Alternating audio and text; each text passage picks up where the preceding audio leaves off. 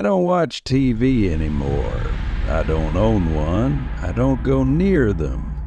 Because I know what's inside, and I know it's watching. It started a month ago. I was flipping through channels late at night, half asleep on my couch. Static filled the screen for a moment before the image settled on a grainy black and white broadcast. It looked old, like something from the 1950s, a talk show set, dimly lit. A single man sat in a chair across from an empty seat. He examined the backdrop of his life. Cartoons sitting on a background, smoke floating from a chainsaw. He wore a crisp black suit. His face was pale, almost too smooth, as if the features had been painted on. And his eyes, they were too large, unblinking, staring directly into the camera. At first, I thought it was some obscure late-night horror film. Then the man spoke. "Are you watching?" I felt a chill crawl down my spine. Something was off. I grabbed the remote, tried changing the channel. Nothing happened. The buttons didn't work. The screen flickered, but the man remained. His head tilted slightly. I can see. My breath caught in my throat. He smiled, and then he stood up. Not a normal movement. Too fast, too unnatural. His body jerked upright in an instant, as if something had pulled him by invisible strings. I lunged for the power button, but before I could press it, the screen went black.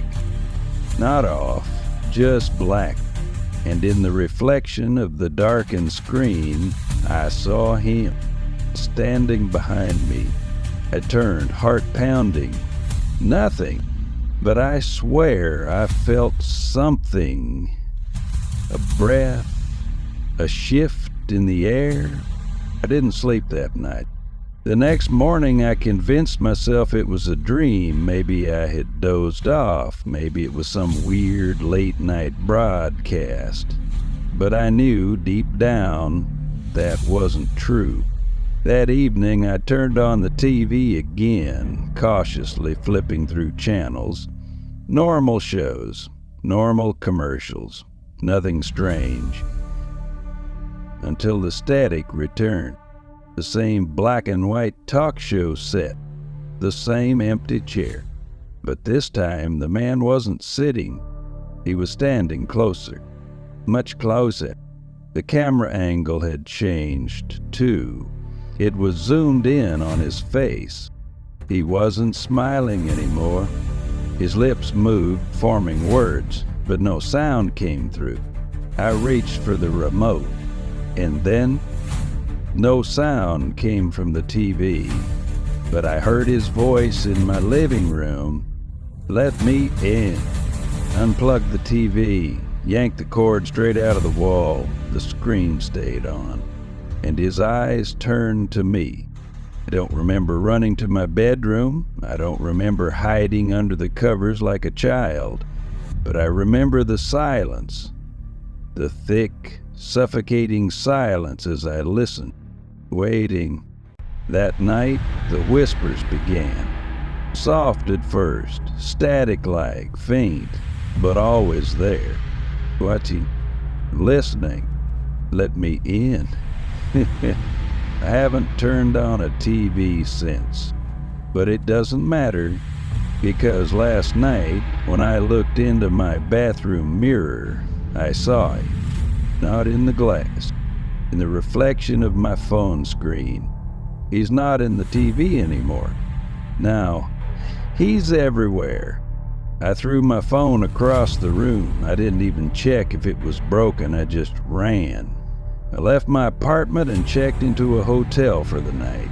I didn't care about the cost. I just needed to be away from screens. No phone, no TV, no reflections.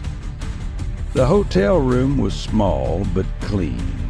No television in the room, just a simple bed, a desk, a single window looking out into the night. I finally let myself relax. I told myself I had escaped.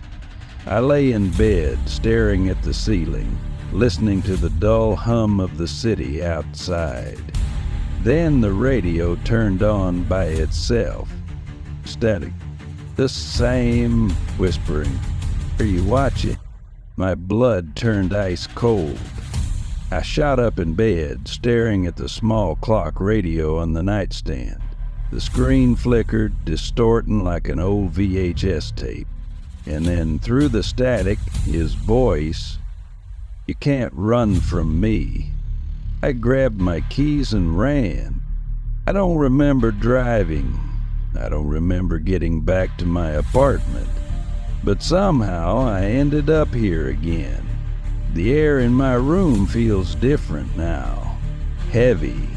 Watching. I covered every mirror. I threw away my laptop. I buried my phone in the backyard. But I still hear him. I still feel him. Last night I woke up to find him standing in my door. Not a reflection. Not a screen. He is here. His face was wrong, like an image stretched too far, distorted like a broken television signal. His head twitched at odd angles, his mouth hanging open, his jaw unhinged, and his eyes, those black, empty eyes that never blinked. I tried to scream. I couldn't. He glitched forward. 1 second he was by the door, the next he was standing right beside my bed. I'm inside now. His voice wasn't coming from his mouth. It was inside my head. I don't know how long I lay there, frozen, unable to move, but when the sun rose, he was gone. Not really. Not completely, because I can still hear him. I can still feel him. He's waiting, watching, listening. And now, as I sit here writing this, I realize something. I can't see my reflection anymore. But I know he's there, because when I close my eyes, I can still see his smile.